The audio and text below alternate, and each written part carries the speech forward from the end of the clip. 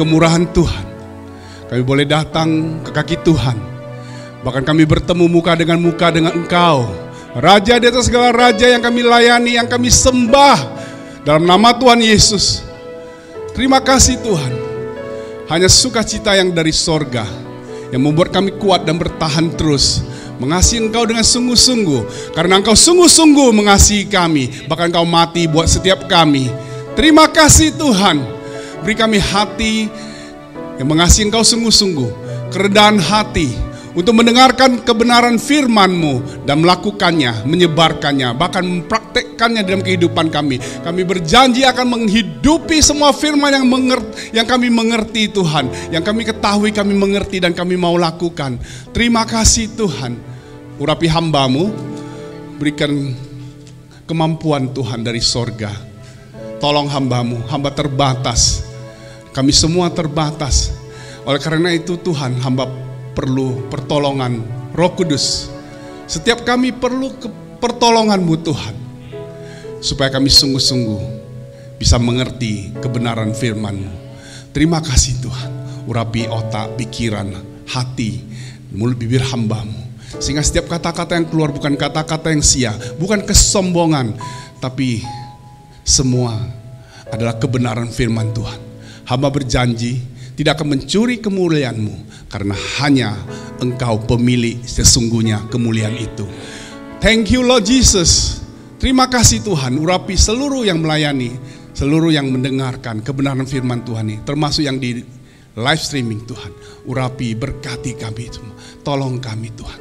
Thank you Lord Jesus. Haleluya, haleluya. Amin. Silakan duduk. Thank you tim praise and worship, luar biasa. Silakan duduk di tempat jemaat ya. Haleluya. Terima kasih Pak Satya. Seharusnya hari ini yang khotbah adalah Pak Arifin ya.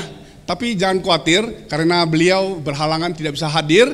Nanti gantinya tanggal 8 Oktober ya. Pastikan tanggal 8 Oktober hanya di ibadah satu aja.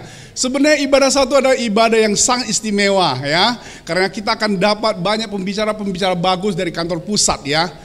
Saudara yang datang ibadah raya di ibadah pertama, silakan ajak teman-temannya supaya tetap stay di ibadah satu. Sekarang beberapa orang sudah pindah ke ibadah dua. Ibadah dua jauh lebih ramai dari ibadah satu. Sebenarnya tujuan kita membuka dua ibadah bukan karena kuat dan gagah, gengsi-gengsian dan lain sebagainya. Bukan. Demi Tuhan, kita karena ada permintaan, ada dorongan dari Roh Kudus, ada tuntunan Tuhan untuk bisa terus melayani. Walaupun capek, fisik capek, biaya besar, semuanya. Tapi demi kerajaan sorga yang setuju katakan amin. Karena itu mari ajak teman-teman Anda, keluarga, saudara yang belum percaya Tuhan, bahkan percaya Tuhan tapi nggak tahu ibadah di mana, ajak ke sini. Setuju ya, saudara? Saudara, hari ini hari yang luar biasa. Tema saya belum sempat nonton Suara Gembala, tapi nggak tahu kenapa. Isi Suara Gembala kita hari ini adalah seluruhnya apa yang saya mau sampaikan. Tadi saya udah kasih tahu Madon Multimedia. Nanti saya akan fokus ke beberapa ayat karena temanya luas. Saya nggak boleh bilang saya bosan menyampaikannya. Saya berharap saudara tidak bosan mendengarkannya, karena sepanjang bulan ini temanya adalah Love That Changed the World. Semua hamba Tuhan diarahkan untuk membicarakan tema ini, tema yang sungguh-sungguh merubah hidup kita. Light, love, integrity, grace, light, humility. Kita punya value, truth. Itu seluruhnya adalah value dari rock. Tema kita 3 bulan ini khusus mengenai love. Musim gugur ya, fall ataupun musim saya sebut dengan autumn. Saya percaya selama 3 bulan ini bicara tentang love. Di Juli kita sudah bicara loving God. Bicara love juga, seluruh dunia bicara kasih, tapi tentu kita punya kasih-kasih yang berbeda, amin. Nah, saya nggak bahas lagi begitu banyak tema yang ayat-ayat yang sudah disampaikan beberapa bulan lalu. Bulan lalu kita bicara love one another. Tadi Pak Arifin juga sampaikan, pengampunan, kunci khotbah saya hari ini adalah pengampunan. Karena seluruh kasih yang kita sampaikan, kita bicarakan, kita pelajari, kalau kita tidak bisa mempraktekkannya dengan memberi pengampunan, seluruhnya sia-sia. Yang percaya katakan amin. Oleh karena itu, bukan satu kebetulan ya. Kalau hari ini mungkin minggu terakhir, tapi ini harus jadi rema kita. Hidup adalah memberi pengampunan. Hidup ini perjuangan untuk memberi pengampunan. Memberi pengampunan itu perjuangan loh. Serius? Susah banget.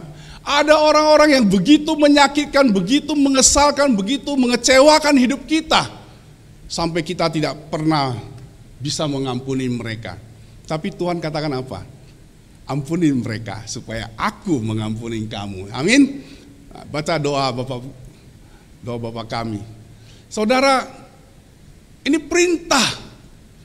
Kalau perintah tidak dilakukan, kita tidak akan diberkati. Tuhan tegas. Kalau kamu tidak mengampuni, saya juga tidak akan mengampuni. Bahasa sehari-harinya seperti itu. Oleh karena itu kita tidak boleh mengambil resiko untuk tidak melakukan kebenaran firman Tuhan ini. Amin. Halo. Saya mau sampaikan, love that changed the world. Bagaimana kasih yang bisa merubah dunia? Siapa saya ini? Saya ini siapa? Bisa merubah dunia? Luar biasa. Ini saya katakan, ada 3 hal prinsip yang dunia juga pakai ya, untuk seseorang bisa dikatakan mampu merubah dunia. Pertama itu punya karisma, ya kita sudah ngerti lah. Semua sudah mengerti apa itu karisma. Oh, ini orangnya karismanya hebat ya. Auranya, kalau orang dunia auranya keren ya. Itu semua penampilan, semua kemampuan, skill dan lain-lain sebagainya, itu yang disebut dengan karisma. Tentu saja dunia senang mencari sensasi. Warga kerajaan Allah, kita mau bersaksi tanpa gengsi, lewat kasih dan prestasi yang kita miliki. Setiap bakat, kecakapan, keterampilan, kemampuan, kecerdasan, hikmat, dan segala sesuatu yang diberikan Tuhan, itu karisma yang kelihatan banget, diberikan Tuhan kepada kita, dapat menjadi karisma yang mempesona dunia. Tapi hati-hati, anak Tuhan tidak boleh memanfaatkan karisma yang saudara dan saya miliki, karena ini anugerah Tuhan.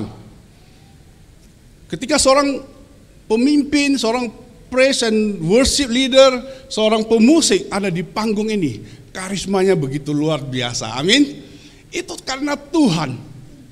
Saudara jangan heran kenapa orang-orang sangat diberkati, kelihatan begitu luar biasa karena sedang berkhotbah. Tapi dalam kehidupan sehari-hari mereka belum tentu seperti apa yang saudara dengarkan. Itu karisma, itu anugerah. Tuhan membela hamba Tuhan yang berdiri di sini. Saya dengan segala kekurangannya mungkin menjadi begitu lebih menarik sebelum saya ada di sini. Amin. Saudara tidak boleh tertipu dengan namanya karisma. Amin. Hamba Tuhan tidak boleh memanfaatkan karisma untuk memanipulasi jemaat. Yang setuju katakan amin. Kalau itu terjadi urusan kita sama Tuhan, suatu saat kita akan dipermalukan. Suatu saat hamba Tuhan itu akan dipermalukan. Ini resiko yang begitu besar. Seorang hamba Tuhan yang sungguh-sungguh mau melayani Tuhan. Saya ingatkan siapapun juga suatu hari kita ini akan dipakai Tuhan dengan luar biasa. Bukan saya atau Pak Satya saja. Setiap saudara tiba-tiba Tuhan pakai dengan luar biasa. Di mana saja kita melayani Tuhan, bukan hanya di mimbar, bukan hanya di musik. Kita melayani Tuhan di mana kita bekerja, di mana kita bekerja. Itu katakan amin. Mari kita maksimalkan karisma kita untuk menjadi berkat bagi dunia. Namun jangan pakai karisma kita untuk manipulasi orang lain. Itu ya, saya sudah sampaikan. Ya, sekarang nanti saya akan sampaikan kenapa sih kita disebut Tuhan itu mampu merubah dunia. Amin. Ya. Yang kedua, karakter. Kita selalu dengar bahasa-bahasa di marketplace. Di perusahaan paling sering, manajemen paling sering. Karisma membawa kita ke puncak, tapi untuk stay di puncak hanya karakter. Amin. Suatu hari orang akan dipromosi begitu luar biasa, kelihatannya ini orang keren, pintar, CV-nya bagus. Wah, pengalaman pendidikannya hebat, gelarnya panjang. Kalau bicara meyakinkan, udah deh gue terima kamu jadi perusahaan, jadi CEO dan sebagainya. Begitu mengagumkan, tapi ternyata karakternya tidak baik. Gak lama dia akan diturunkan kembali. Amin. Untuk mencapai puncak itu memang diperlukan karisma. Karena belum kenal, benar? Interview mana bisa kenal, baru kerja. Pacaran juga begitu. Karisma itu bisa membuat orang jatuh kelepek-kelepek gitu. Tapi apakah nanti menuju ke pernikahannya, apakah punya karakter? Berapa banyak pernikahan itu kandas, hanya karakter ketahuan nggak benar, nggak beres, ya. Apakah kita mau masuk kategori garam itu? We are the salt and the light. Terang. Kita itu terangnya gak redup, terang benar-benar terang. Terang yang bisa membuat orang bisa melihat kita, bisa melihat Tuhan. Melalui hidup kita, terang itu bercahaya. Kenapa tema kita adalah Injil itu sampai ke seluruh dunia. Bukan Yerusalem, Yudea, Samaria, bahkan sampai ke ujung bumi. Kita ini Injil berjalan, yang setuju katakan amin. Orang membaca kebenaran firman Tuhan dalam hidup kita. Karena kita ini berjalan, kita ini etalase berjalan. Hidup kita disorot oleh seluruh dunia, oleh orang-orang sekitar kita. Saudara, kalau saya bilang menjadi pengaruh, ya, merubah dunia. Saudara jangan berpikir kita ini merubah 200 juta jemaat orang di Indonesia atau 7 miliar warga dunia. Bukan. Tapi itu tidak menjadi hal yang mustahil. Amin. Zaman digital ini, sosmed, semua perbuatan baik kita ini mudah sekali itu menyebar ke seluruh dunia. Ya, saudara jangan anti sosmed, karena itu sesuatu yang Tuhan sudah siapkan juga supaya Injil Kerajaan itu sampai ke ujung dunia dan Tuhan datang. Amin. Bayangkan kalau kita harus setiap orang ke Papua masuk ke hutan. Ya, kita tinggal berdoa aja Papua ada hutan itu ada internet. Mereka mendengar kebenaran firman Tuhan. Tuhan janji akan datang setelah itu. Amin. Jadi internet, sosmed, Instagram, YouTube, apalagi Facebook itu jangan dimusuhi. Amin. Anak-anak jangan dimarahin kalau suka nonton di YouTube. Memang banyak negatifnya, tapi positifnya luar biasa. Amin. Oleh karena itu saya percaya ini sesuatu yang baik. Sesuatu yang baik kita kerjakan itu akan viral dan nama Tuhan dipermuliakan. Akan memberi inspirasi kepada seluruh dunia. Kebaikan kita kerjakan, yang gak tahu siapa yang berterima kasih terus nge-post di seluruh dunia membaca.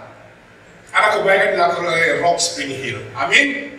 Dan itu menjadi inspirasi bagi seluruh dunia, gereja di seluruh dunia untuk melakukan hal yang sama, bahkan lebih luar biasa lagi. Jemaat Kolose juga melakukan hal yang luar biasa.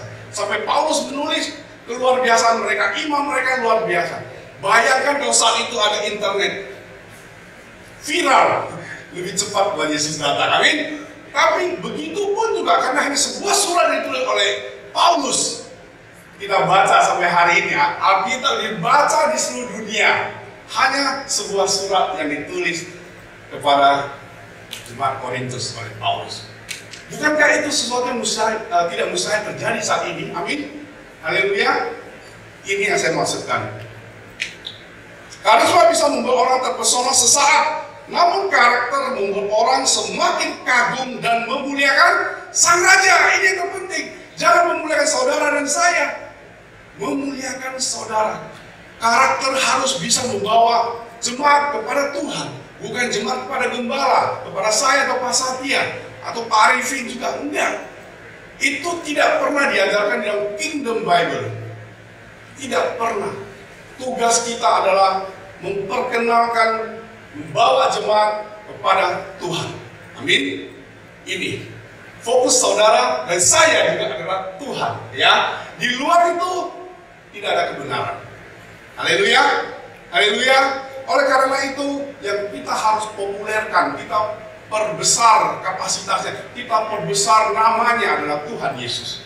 Kita jangan semakin besar, Tuhan mengecil. Harus berbalik, Tuhan makin besar, kita semakin kecil. Amin. Itulah Raja kita yang luar biasa, ya.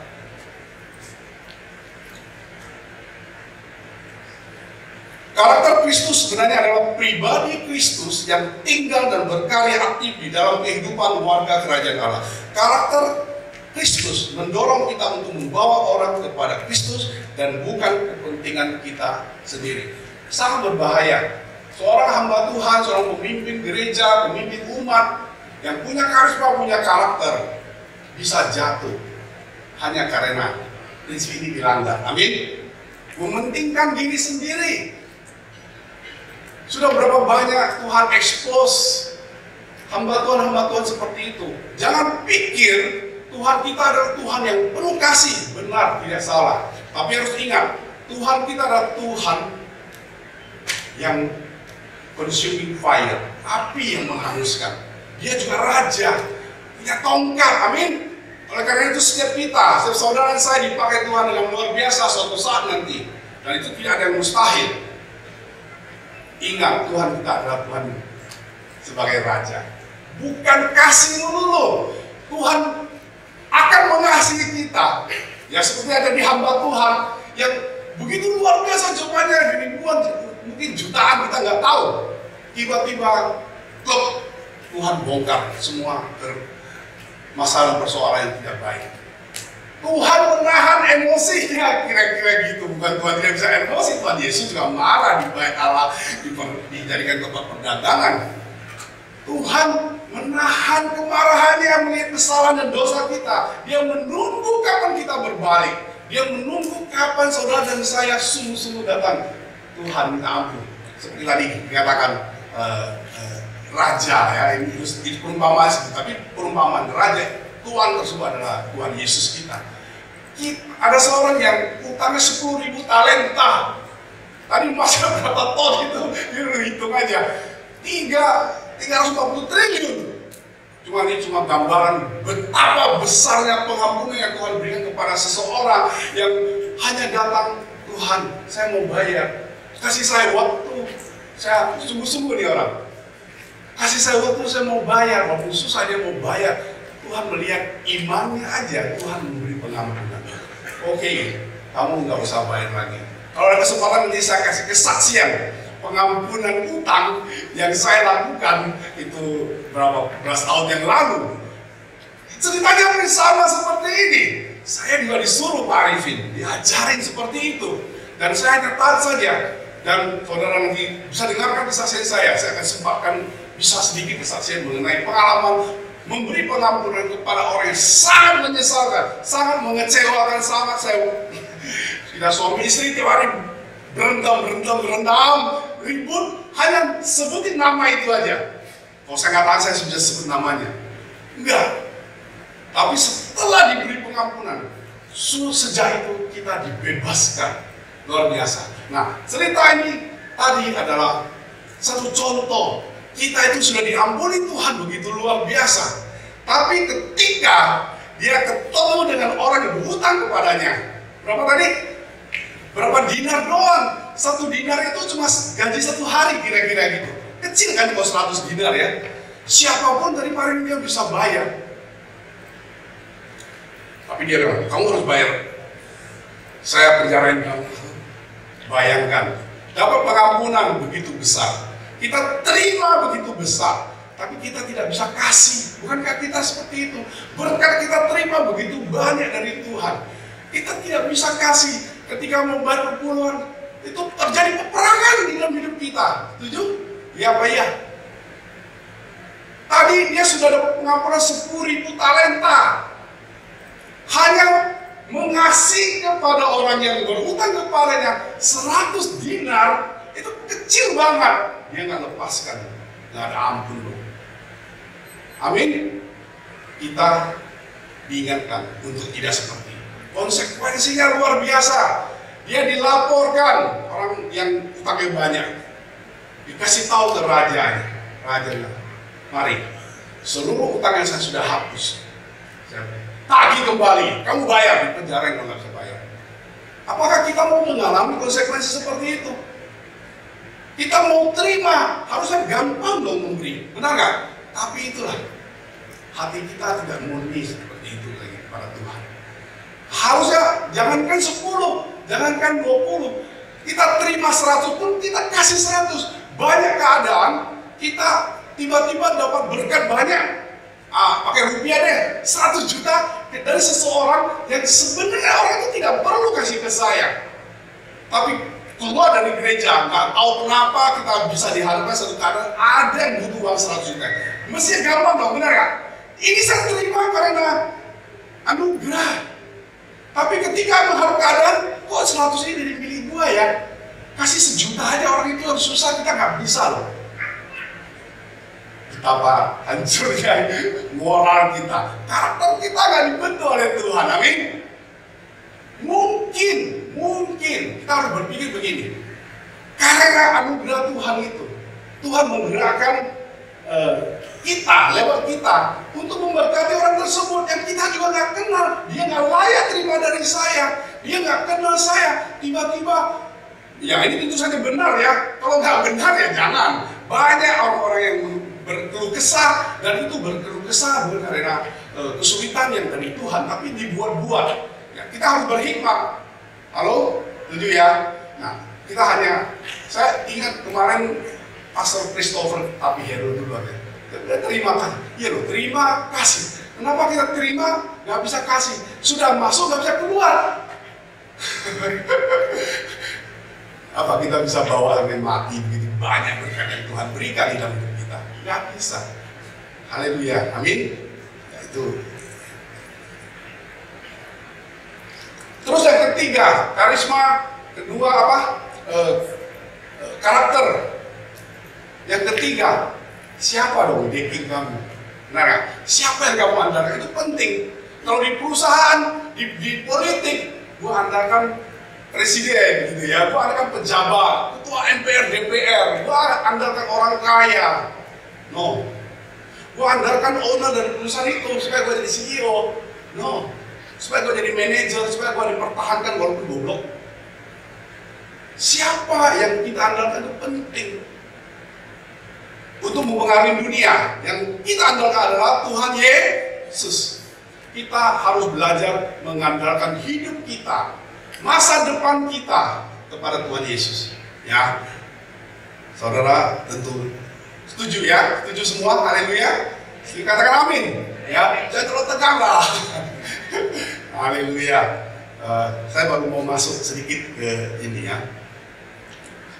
Ini satu quote saja. Seorang warga kerajaan Allah adalah pribadi yang sungguh-sungguh mau hidup mengandalkan Allah setiap saat. Jangan mengandalkan manusia, karena manusia cenderung mengecewakan. Pasanganmu aja kamu tidak bisa andalkan, anak aja tidak bisa andalkan.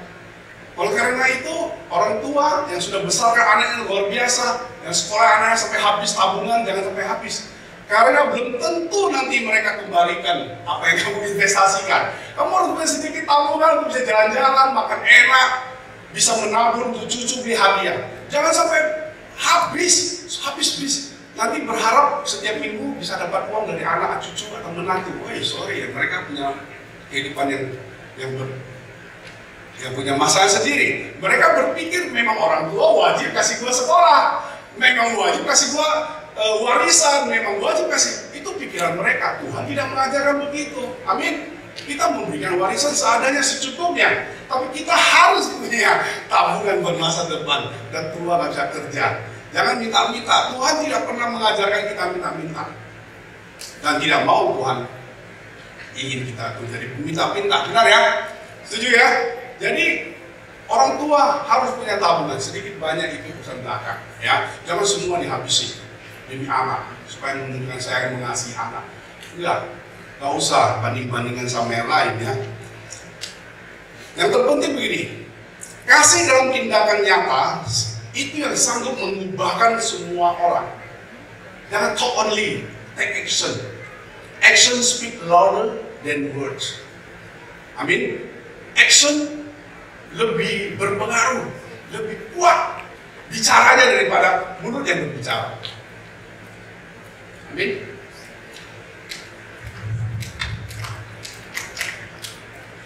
Kalau ada waktu bisa tolong tampilkan ayat utama kita, Kolose 1, 3-6. Yang menjadi pokok itu ayat ke-6 ya, tapi dibaca aja ya. Kita bacakan ke saudara.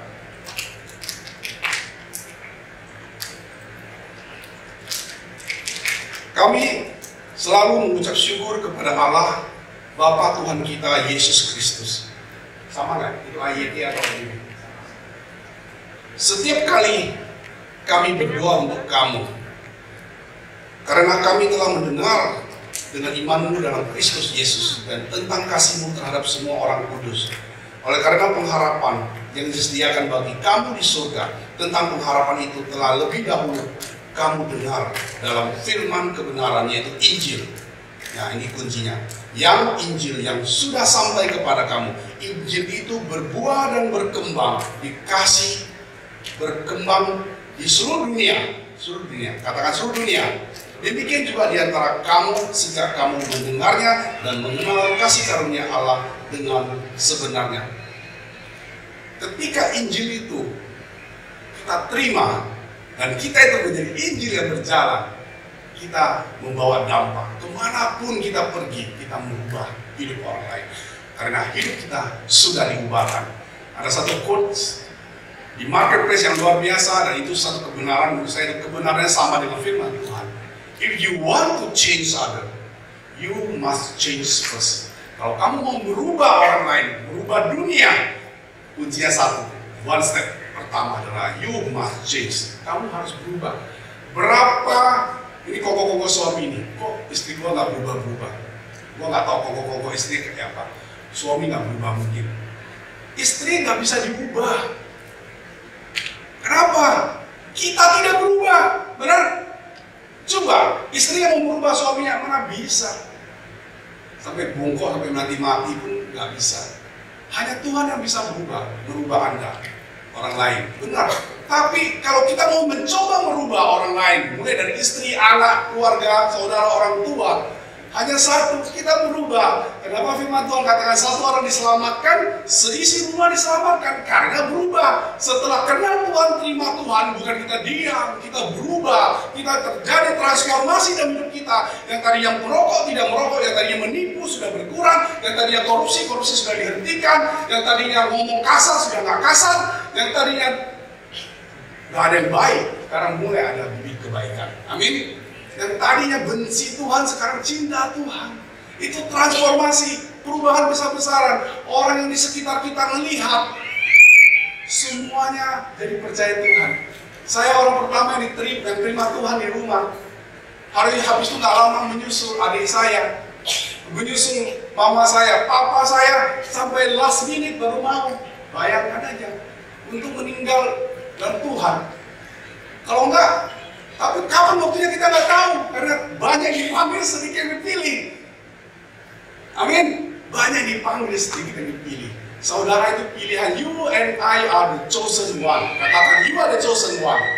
Kita ini dipilih, sungguh-sungguh dipilih. Kalau nggak, kita nggak layak. Amin. Kita harus setuju dan kita percaya, kita aminkan. Kalau kita dipilih, siapa kita? Sampah di recycle pulang oleh Tuhan Yesus, pemulung. Yesus disebut pemulung yang luar biasa. Kita ini rabis, bahan bakunya sampah, dibagusin sampai kayak gua, kayak Pak Satya, kayak Andrew gitu. Kita ini semua sudah di recycle oleh Tuhan. Jadi Anda luar biasa. Amin. Oleh karena kalau kita tidak bisa berdamai dengan diri kita, kita masih menganggap kita sampah. Bagaimana sampah bisa merubah sampah yang lain? Kita harus menjadi permata dong, benar nggak? Dengan tekanan hidup itu jadi diamond, supaya sampah yang lain yang dulunya sampah seperti kita itu bisa percaya, oh sampah bisa jadi diamond, bisa jadi pupuk, bisa jadi apa yang berharga. Amin. Haleluya. Mungkin kita berpikir bagaimana itu bisa terjadi, mengubah dunia, ya. Kasih yang saya hidup ini bisa mengubah dunia ini. Apa yang tidak mungkin di era digitalisasi, tadi saya sudah sampaikan, itu bisa terjadi. Kalau kita melakukan satu kebaikan yang spektakuler gitu ya, orang yang sudah mau mati kelaparan, udah berhari-hari nggak makan, sudah frustasi satu keluarga, udah mau bunuh diri, utang nggak bisa dibayar, bank sudah datang, debt collector datang. Besok adalah hari keputusan mereka, satu rumah bunuh diri misalnya, ketemu saudara. Amin. Dengan semua dorongan dari Roh Kudus, saudara kasih makan. satu keluarga, makan mungkin nggak seberapa, utangnya mulai dibicarakan. Mungkin bagi mereka itu utang 100 juta itu gede banget. Kredit card kalau utang 100 juta, saya kasih tahu saya pernah mengalaminya, lunasinya 10 tahun. 200 juta, gawat lagi, bunganya gila 3,8% per bulan. Sekarang kalau pinjam di bank setahun cuma 3-4% deposito, benar nggak? 10 lah kalau pinjam. Ini 3,7-3,8% flat lagi. Kalau saudara di bank, saudara ngerti bunga flat itu mengerikan. Tahun depan udah 120 juta, tahun depan lagi udah 200. Saudara akan dijerat, ada frustasi dan bisa bunuh diri oleh tekanan-tekanan seperti itu, tekanan hidup yang luar biasa. Saudara datang, saudara digerakkan, saudara diketemukan dengan orang seperti ini, dan nggak tahu kenapa urusannya beres. Kira-kira orang ini berterima kasih nggak? Kamu nggak usah minta. Kebetulan seorang YouTuber misalnya, seorang influencer, ya mungkin nggak terkenal. Amin. Kalau influencer terkenal dia nggak kelaparan ya. Dia tulis sesuatu yang mengagungkan Tuhan kita dengan luar biasa. Digerakkan oleh seseorang, kami hidup kembali. Hidup kembali, dia bilang, karena besok udah mau mati. Itu viral di seluruh dunia. Saudara, kalau di dalam nama itu ada Rock Spring Hill, ada nama Pak Satya, atau Pak Andrew, atau nama saya, atau Bu Merlida, atau Pak Ance, atau siapapun yang ada di sini. Mungkin Regina, atau saya nggak tahu. Itu viral, dan itu menjadi inspirasi di seluruh dunia. Semua orang mau melakukan apa yang saudara dan saya lakukan. Bukankah kita merubah dunia? Amin. Jadi sekarang kita harus percaya bahwa kita bisa merubah dunia. Firman Tuhan katakan seperti itu. Amin. Yang setuju katakan amin. Amin. Haleluya.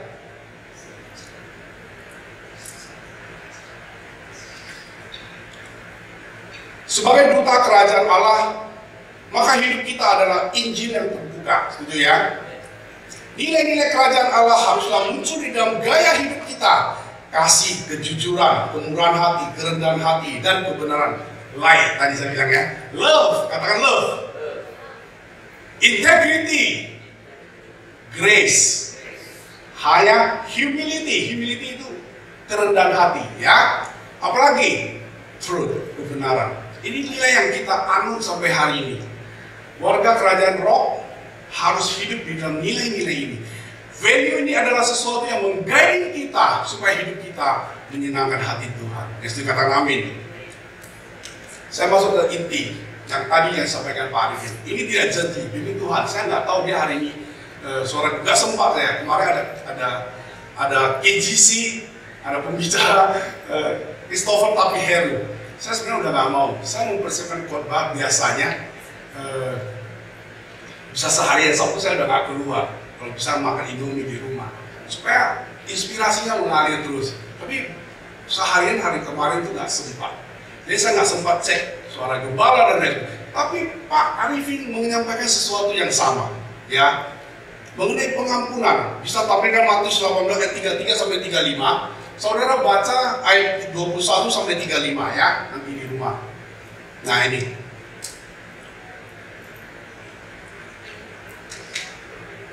Ini cerita yang Pak Arifin summary dari ayat ini, ya kan? Saya punya versi Alkitab yang terbuka, ya. Mungkin berbeda. Oh ini ya, coba ya. Bukankah, supaya bahasanya lebih mudah ya. Bukankah kamu seharusnya memiliki belas kasihan kepada hamba sesamamu? Ingat ya, nanti tolong baca ayat 21 sampai ini ya, waktu kita nggak banyak. Seperti aku juga telah menunjukkan belas kasihan kepadamu. Dan tuannya dengan penuh kemarahan menyerahkannya kepada para penyiksa sampai ia dapat membayar kembali semua yang dipinjamkan kepadanya.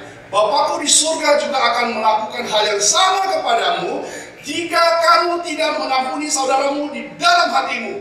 Di dalam hatimu. Saudara tidak perlu datang berdamai, peluk-pelukan, gak usah lagi. Mungkin nggak perlu, kalau bisa bagus rekonsiliasi penuh dalam fisik. Cukup hatimu, udah saya lupakan lah. Jangan doa kita nyangkut di plafon hanya karena kita kesel dengan seseorang yang sudah menipu kita, yang sudah bohong dan sudah membuat kita kecewa seumur hidup. Ini pesan yang sudah disampaikan 3 bulan ini loh. Halo, Merdekakan hidup kita. Bebaskan hidup kita. Ini kebenaran firman Tuhan. Jangan saudara komplain, Tuhan kok doa saya nggak dijawab-jawab. Tuhan sudah jawab. Ini ayatnya. Ampuni dulu. Supaya apa menjadi hak kita itu nanti benar-benar jadi hak kita. Supaya nanti semua kekayaan dunia yang tidak dimiliki oleh kita nanti datang transfer ke kita. Itu doa berkat. Tapi kerajaan Tuhan tidak hanya mengajarkan. Yang penting damai sejahtera itu loh. Saya dan istri saya itu bertengkar hampir 10 tahun. Bukan bertengkar baku hantam, bukan ya. Perang mulut. Langsung itu sukacita hilang gara-gara nama itu muncul. Kamu sih, saya sudah gak percaya, kamu masih kasih lagi. Kamu masih invest di situ lagi. Ya, gua merah, gua sama Pak Satya sama ini, kolerik ini. Mana, rambutnya kan berdiri. Siapa suruh? Kayak gitu. Nah, terjadi perang mulut. Siapa suruh kamu kasih? Kan uang dia pegang. Kalau lu gak mau kasih kan gak keluar uang itu. Gak lu maksa? Gitu. Kalau gua gak maksa, lu macam-macam. Kayaknya asam di rumah terus. Nah, istri terpaksa juga karena kita kolerik. Just do my way. Dulu lagu saya itu My Way. I did it my way. Sampai Pak Arifin bilang, jangan nyanyikan lagu itu lagi pun. Saya pernah aktif di MW itu, sorry ya. Saya bilang itu juga my way. Ini Pak Arifin ada ini bercanda aja. Bayangkan orang yang kolerik yang merahnya 6, Pak Arifin merah 6. Itu kayak Hitler. Pak Arifin sendiri yang ngomong, saya nggak jelekan dia. Dia mau dia kesaksian soal dia itu dia Hitler, dipakai Hitler. Saya itu juga sama keluarga isi rumah saya itu takut banget sama saya. Padahal saya nggak kaya, tapi adik saya takut sama saya. Sekarang saya mau sudah jadi hamba Tuhan pun itu mau peluk mereka itu susah, nggak bisa, ngerti nggak? Sudah ada jarak. Papa saya itu juga takut, mama saya juga takut. Waduh, saya ini anak yang gagal kalau nggak ada Tuhan. Saya ini nggak tahu jadi hantu atau apa. Benar ya? Tapi oleh kemurahan Tuhan, itu mulai terjadi. Satu rumah hampir terima Tuhan. Ada yang tidak dikasih oleh suaminya terima Tuhan, tapi diam-diam sudah ke gereja. Sudah postingan ayat firman Tuhan. Gak mau dibaptis, kalau dibaptis mungkin ribut sama suaminya. Tapi suaminya gak larang sekarang.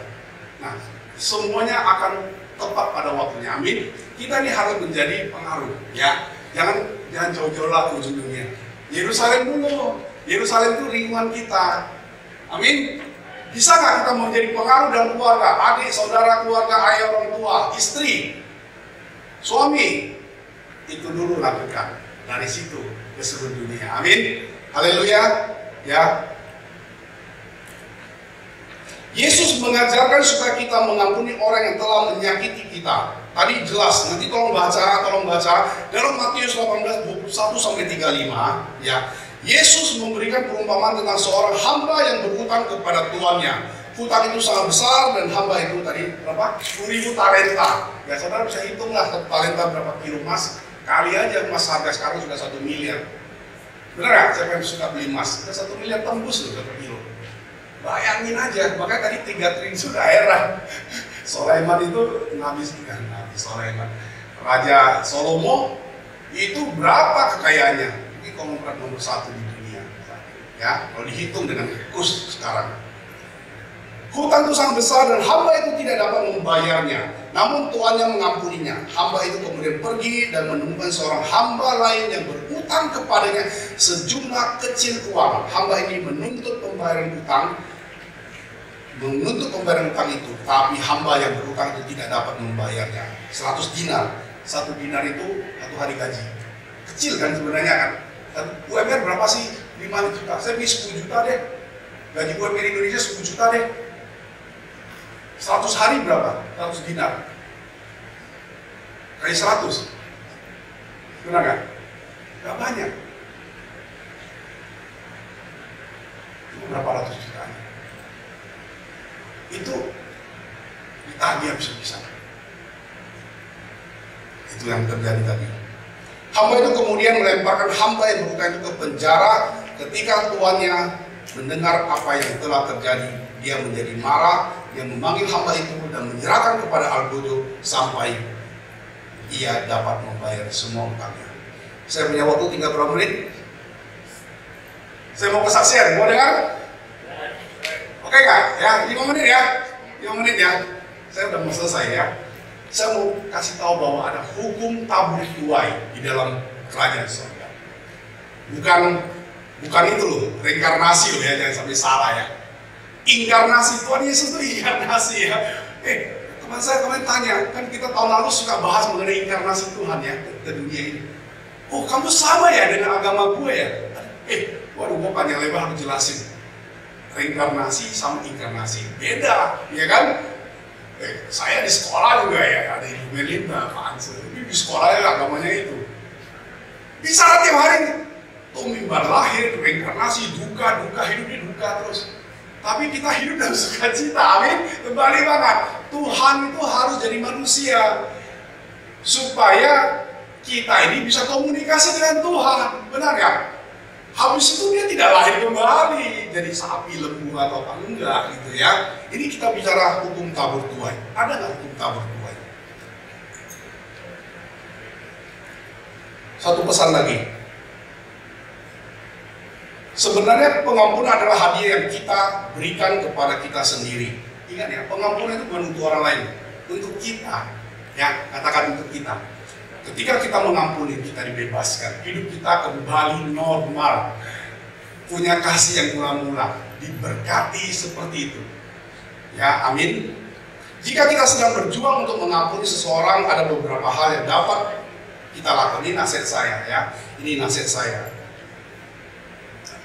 Apa itu? Ini monitornya nggak ada. Hah? Oh, Galatia 6 nanti ya. Hukumnya nanti, bentar ya. Ini nasihat saya kepada saudara yang sedang berjuang untuk memberi pengampunan. Satu, mintalah Tuhan untuk memampukan kita, karena kita nggak mampu. Sebab Dia akan memberi kekuatan untuk mengampuni. Perlu kekuatan untuk mengampuni, benar nggak? Tadi yang saya bilang aja, kita dapat rezeki nomboknya, kita salurkannya susah. Mau kasih, ini orang nggak layak, ini gue nggak kenali. Tiba-tiba DM, nggak tahu dapat dari mana deh. Gue udah tahu lah maksud lo, ujung-ujungnya juga duit. Tapi nggak tahu kenapa. Kita harus tanya Tuhan. Kalau Tuhan suruh kasih. Kita juga dikasih, kita nggak minta, benar ya? Ada orang yang kita nggak kenal, tiba-tiba memberkati kita bahkan nggak layak. Tapi kita susah memberkati orang seperti itu ya. Yang kedua, coba untuk memahami mengapa orang itu membenci kita. Mungkin mereka telah terluka atau dikecewakan, berinisiatiflah untuk perbaikan. Kita adalah orang yang imannya lebih tinggi. Suami istri yang imannya lebih tinggi harus minta maaf lebih dulu kepada istri atau suaminya yang imannya tidak setinggi kita. Itu resiko. Pengampunan tidak ada hubungan dengan salah benar. Siapapun yang merasa perlu memberi pengampunan, karena itu untuk kita. Kalau kita tahan, kita dirugikan. Masalah itu. Ketika kita lepaskan, bisa aja dia salah. Salah banget ini orang. Tapi sudahlah. Kalau lepaskan pengampunan itu, jangan tanggung gue lagi. Gak usah bayar utang kamu. Itu yang saya lakukan. Ya. Oke. Ini pengampunan akan mengubah seluruh aspek hidup kita. Hidup kita menjadi lebih maksimal dan produktif karena semua penghambat pertumbuhan rohani kita itu telah disingkirkan. Dan jangan lupa, ketika kita mengampuni, kita menerima pengampunan dari Tuhan. Percaya katakan amin. Mengampuni adalah bukti benih kasih ilahi ada di dalam hati kita. Hanya anak Tuhan yang punya benih kasih ilahi. Itu, amin. Bisa mengampuni, kalau nggak susah ya. Dendam biasanya kan ouch ya. Gigi ganti gigi. Apa? Nyawa ganti nyawa. Lu utang lo nggak bayar buat penjarain. Nah, itu nggak praktek dalam hidup orang dunia ya. Mengampuni adalah bukti benih kasih ya. Melepaskan pengampunan berarti menyingkirkan semua hambatan berkat surgawi. Kita menyingkirkan semua obstacle. Ya kan? Kita buat plafon tembus, hancur semua sampai ke langit. Sehingga ketika doa kita dinaikkan, Tuhan mendengarnya dan itu dicurahkan, nggak ada yang ketahan. Kita menghancurkan obstacle. Bukankah anak Tuhan punya power, sudah diberikan kuasa untuk menghancurkan? Amin. Bukan cuma iblis, semua hambatan itu kita bisa hancurkan. Haleluya. Kalau saudara ada dengar yang kerasukan setan, jangan cari pasal dia atau saya. Usia sendiri Anda punya kuasa. Kuasa sudah diberikan 100%. Amin. Saudara mampu. Jangan Tengah malam cari gembala untuk musik setan. Kamu bisa saya musik setan, apalagi setan itu maksud dalam istri pasangan Anda. Musik sendiri aja. Benar? Haleluya. Karena kuasa yang sama diberikan. Haleluya. Haleluya. Pada senyum-senyum aja. Ini kesaksian saya. Apa yang saya ngalamin, menurut saya lebih kurang sama versi kecilnya. Nggak 10.000 talenta, tapi itu gede banget buat saya. Saya orang miskin zaman itu. Sekarang saya ngerti saya orang kaya. Haleluya. Jangan terus, katanya berapa? Enggak. Kemarin saya udah kasih ilustrasi di Komsel ya. Ginjal kamu itu laku 500 sampai 2 miliar. Kaya nggak? Kaya nggak? Jual satu masih bisa hidup 100 tahun menurut kesehatan. Ginjal satu bisa hidup puluhan tahun. Jual satu aja, jual dong, benar nggak? Gampang kan? Ada yang perlu mata, kita donor mata sebelah kan masih bisa lihat. Buta juga masih bisa lihat, ya benar nggak? Apalagi yang butuh, mau taruh rambutnya dipotongnya gitu. Semua bisa berharga dengan kita. Jantung bisa berharga, itu terakhir kalau dilepasin hilang kita. Jual terakhir jantung. Benar? Ginjal masih bisa hidup lama. Darah didonor jadi uang. Itu dilakukan oleh orang-orang yang nggak percaya Tuhan loh. Mereka perlu hidup. Kemarin saya pernah saksikan satu kota itu di dekat Nepal, itu satu kota jual ginjalnya untuk bisa bangun rumah supaya keren rumahnya. Gak tau lah berapa mereka merasa. Semua udah jadi tradisi. Jual satu karena pengetahuan bahwa ginjal cukup satu, nggak perlu dua. Kita kebanyakan nih ginjal, makanya hidupnya nggak benar, makan sembarangan. Sasi berubah terus. Karena ada dua. Nanti kalau satu kurang masih hidup kan, benar nggak? Tapi sekali lagi dia jual satu. Tapi tiba-tiba terjadi angin badai, itu rumah hancur. Mereka mau bangun nggak ada uang, mau jual satu lagi game over dong, benar nggak? Orang yang begini takut mati. Dia mesti dicicil yang lain ya, paru-paru sebelah lah, apalah, hatinya dijual separuh, apalagi bisa dijual. Kalau usus bisa dipotong, dia potong kepanjangan di dalam. Ini yang saya maksud.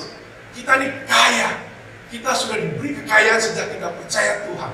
Kesadaran ini harus kita pahami supaya kita nggak minta-minta. Mentalnya mental orang kaya, mental raja. Kita ini namanya representative of Christ Kingdom. Kita ini memiliki apa yang Bapak kita punya loh. Kita jangan jadi seperti anak sulung, ya kan? Anak bungsu sih pergi, tapi anak bungsu balik, ya kan? Tapi anak sulung ini ada di dalam, tapi ada di luar. Anak tapi di luar. Anakmu loh dia bilang loh.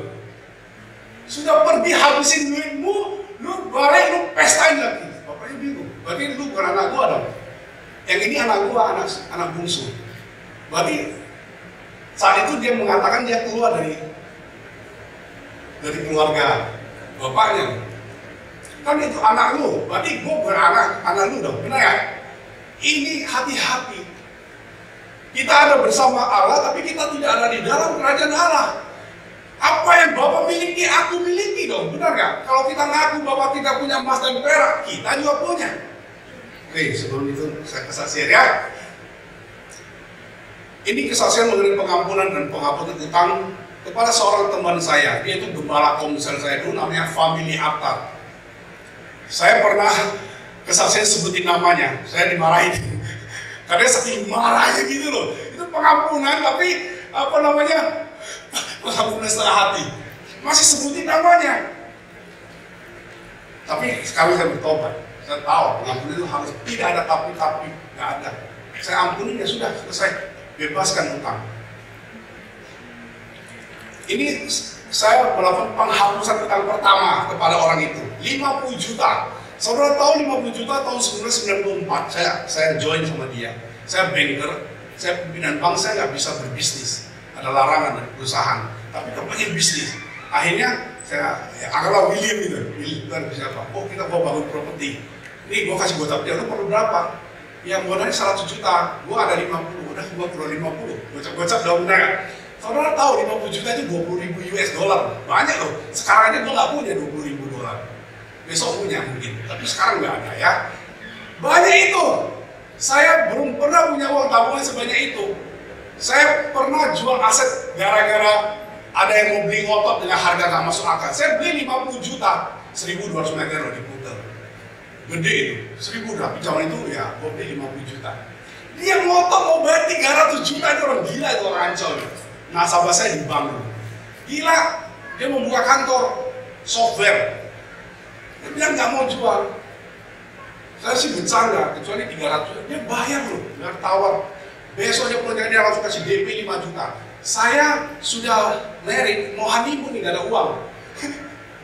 Udahlah jual aja. Pertama kali saya punya uang 300 juta di account. Saya deposito, kan saya pernah punya deposito sebanyak itu. Sekarang kok nggak punya ya? Depositonya habis semua buat anak sekolah. Luar biasa. 50 juta itu gede. Saudara jangan lihat itu sebagai 100 juta. Itu 10.000 talenta saya gitu ya. Itu 10.000 talenta saya. Kira-kira gitu. Haleluya. Itu saya ampuni tahun 2002. Saya berikan di 1994. Kenapa 2002? Karena saya selesaikan hitung-hitungan dagang dengan dia karena saya dipindahkan ke Medan. Tahun 93 saya ada di Bali sebagai kepala cabang. Tahun 96 Medan cabang yang paling besar pada saat itu. Kepala cabangnya bermasalah, harus orang Medan ditangani. Siapa orang Medan di Bank Modern waktu itu? Pak Hendra sama gua. Saya dipindahkan, padahal saya udah kaya di Bali. Udah enak, orang Bali itu malas-malas. Orang Medan di sana semua kaya. Gak ada orang Medan di Bali yang miskin, yang nipu-nipu gak ada. Di Jakarta banyak nipu, hidupnya susah. Di Bali semua kaya, pemilik kapal tuna, pabrik sepatu, toko sepatu banyak. Kalau dia sewain apa, ya berani tak berani ya. Sewain CD yang tidak ada izin itu rajanya. Pokoknya keren deh orang Medan di Bali. Saya mau di Bali juga, saya juga pengen kaya, itu baru bertobat. Mikir kan sukses itu dengan uang ya. Saya harus ke Medan, karena itu batu lompatan saya untuk menjadi direksi. Waktu honeymoon, saya di Italia, bayangin ini sudah bertobat loh, tapi nggak ngerti. Di Trevi Fountain itu saya berdoa loh, gila sama dewa Zeus itu. Tahu ya Trevi Fountain ya? Yang banyak dewa-dewa di sana itu ada kolamnya. Saya balik pantat begini, pakai koin. Koin 10 atau 20. I want to be director, saya mau jadi direktur. Doanya bukan sama Tuhan Yesus. Udah bertobat itu, baru pemberkatan. Haleluya. Tapi kepengennya begitu. Wah nggak kasih loh, kita apa dewa sih soalnya. Saudara ngerti? Ya, haleluya. Saya pindah ke Medan, saya selesaikan semua utang. Akhirnya dia harus bayar saya 50 juta. Dengan properti saya ada 2 ruko sama 1 tanah di Kuta. Tapi kenyataannya setelah saya tugas di Medan, makin jauh kan hubungannya. Nggak pernah dibantu. Toko saya dipakai, dia dapat 7. Kita bangun 7, dia dapat 5. 5 itu dia jadikan supermarket di Legian, di Seminyak. Bayangin saya bisa belanja Seminyak itu kemarin kayak ambil. Dulu 1 tahun saya waktu zaman dulu 100 juta itu. Setahun, gila. Anggaplah bego-bego 30 juta. Saya setelah 10 tahun saya nggak dibayar, saya marah, saya mau panggil Kapolda, kebetulan ada akses. Nggak kenal bos saya yang lama, kenal baik sama Kapolda, Kapolri, kenal.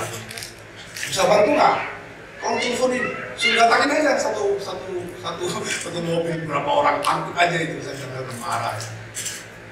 Pas tanggal 2 November saya ulang tahun. Bos saya juga ulang tahun, kita rayakan di restoran apa saya lupa di Jalan Mamunjol, gedung Mandiri ya, ini ada yang kenal. Saya bilang, Pak Arifin tanya saya, gimana Bun? Itu udah beres loh disebut namanya. Saya nggak boleh sebut ini, saya ceplos ya.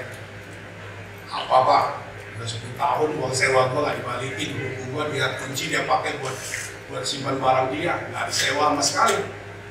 Saya udah dibutuh duit Pak, saya buka, waktu itu saya belum kerja, saya bisnis asuransi, saya buka cabang di mana-mana, agresif, di Medan buka, di Jakarta ada 4, saya buka di Jambi, saya buka di Surabaya, saya buka di Makassar, saya buka di Bali. Wah, kepengen lah mau jadi pengusaha asuransi yang hebat. Tapi semua orang yang bergabung itu tidak bisa seperti saya, latihnya susah. Akhirnya saya kerjain Expo, satu-satu tanah saya di Bali itu saya jual. Istri saya hanya bilang, kamu boleh jual semua. Tanah kan kalau Jakarta takut ya, tanah kosong tidak ada yang batasi, itu bisa dikuasai orang lain kan. Jadi semua tanah bayangin, padahal di Bali aman. Dua, saya punya rumah di sebelah Pak Arifin, Lembah Pujian. Saya cuma nabung 50 juta dapat 400 meter. Sebelah Pak Arifin satu rumah selisih. Saya jual 400 juta. Sebelum kali lipat cuan dong. Sekarang 4 miliar harganya tanah itu. Misalnya, yang di satu di dekat Batu Belik 300 meter. Saya beli cuma 30 juta. Saya jual 150 juta. Saya pikir udah cuan. Sekarang 3 miliar. Bayangin aja. Nah itu ruko memang kita nggak punya, tapi sewa 25 tahun. Masih ada sisa 6-7 tahun. Itu nilainya 600 juta. Pak, saya buang Pak. Saya rugi di asuransi setiap bulan rugi 40 juta. Pada saat itu, saya perlu dana, kalau nggak gua harus likuidasi. Saya nggak mau, saya udah jalan setengah jalan. Pun, kamu ampuni dia. Tadi udah 50 juta kan, nggak lama lagi disuruh itu ruko kasih istrinya, buat anaknya bisa sekolah. Matthew masih SMA. Saya juga kayak orang kena hipnotis, ya Pak, ya dah.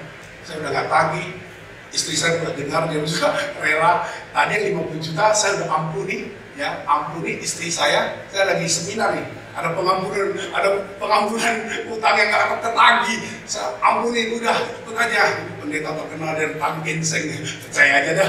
Udah terus dorong, ampuni 50 juta, banyak itu pendeta. Ya kan, gaji saya terakhir cuma 45 juta loh, itu 10 kali gaji di bank itu. Gede itu kan.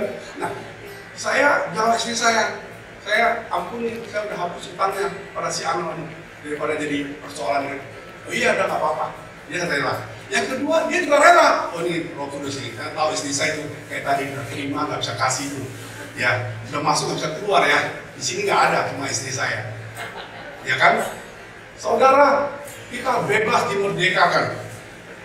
Konsekuensinya apa? Pengampunan. Ini Tuhan bilang, kamu tidak mengampuni, saya nggak akan ngampuni kamu. Saya kan perlu uang.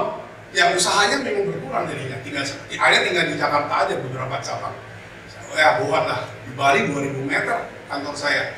Nggak ada, udah hilang semua. Akhirnya tahun depan Matthew diterima masuk di NTU Singapura, Nanyang Technological University, the best school di Singapura, dan itu sekolah 50 terbaik dunia. Saya harus tanda tangan sudah pernyataan 200.000 Singapura dolar. Kalau anak saya tidak lulus, atau dia lulus tidak mau kerja di Singapura, harus bayar. Artinya biaya itu sebenarnya kita harus bayar segitu uang sekolahnya. Uang sekolah kan 40.000 sampai 50.000. Saya dapat anugerah, nggak perlu keluar apa-apa juga. Bukankah Tuhan kita luar biasa? Tangan ya. Tahun keduanya, berikutnya, James anak kedua dapat sekolah beasiswa yang sama, walaupun tidak full, saya bisa bayar uang sekolahnya. Saya sampai masuk hutan, saya kerja gitu. Tapi yang luar biasa, saudara tahu saya waktu memberi pengampunan itu, saya adalah regional director di Allianz, perusahaan saya sebelumnya. Saya employee, saya karyawan. Regional Director untuk Indonesia Barat, berarti lapornya kepada Sales Director. Income kita dari gaji dan dari komisi. Komisinya cuma 1-2%. Kalau ini kan gede 30%. Kalau saya 1-2%. Saudara, yang 1% itu setiap bulan tambah income 50 juta. Tepuk tangan buat Tuhan Yesus. Sampai kapan? Sampai 6 bulan saja, sampai Desember udah nggak ada kejar target, tahun depan udah nggak ada bye-bye. Tapi saya ampuni 50 juta, saya dapat 6 kali lipat. Luar biasa kan Tuhan kita, luar biasa kan? Nah, ketika saya mengampuni ruko yang dari hak saya dapat, karena itu alasannya memberi anaknya bisa sekolah. Sekarang saya percaya, kasih seperti itulah yang berubahkan. Saya sudah nggak ingat orang, saya udah hapus, saya bahkan udah nggak mau tahu. Dia pernah telepon saya, suaminya saya nggak mau lagi ketemu. Tapi saya udah ngampunin, kamu gak ada beban. Ini orang ada di Australia, di Perth buka restoran Subway, tapi utang gak mau bayar. Terakhir dia meninggalkan istrinya. Sekarang saya udah gak tahu. Dia itu gembala Komsel, saya bayangkan. Jadi hamba Tuhan pun harus punya nilai. Hati-hati, karisma, karakter itu bisa memanipulasi. Jangan sampai kita ketipu iblis, memanfaatkan itu untuk kepentingan diri kita sendiri. Ketika itu terjadi, Tuhan marah. Amin. Tuhan Yesus berkati.